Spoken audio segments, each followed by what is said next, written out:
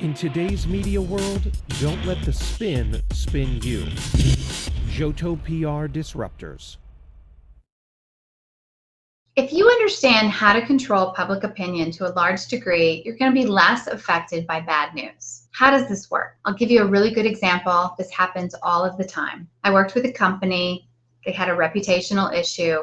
They had many lawsuits. They were being lumped in to the bad actors in their industry. And there was a ton of media about what was going on that was really harmful to the consumers. They were not in that particular category. But because they were in that industry, this caused a lot of problems for them. And the CEO decided to take the bull by the horns and apply a proactive PR campaign with our help to fill the vacuum on who his brand really was. By doing that, he stood up to all kinds of adversity, and little by little, he filled the vacuum on what they did and how it was different than the status quo. He actually became a thought leader for changing that industry and instituting best practices. But after a period of time, not only did his number of lawsuits decrease and went well below industry standard for that particular industry, but a very interesting thing happened. He was no longer controlled by bad news and media. He actually could see anything as an advantage,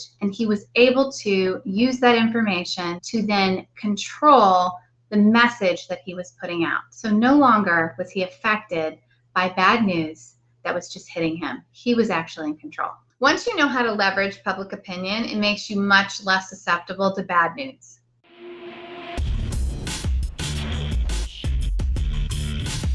For more information on anti-PR, go to jotopr.com.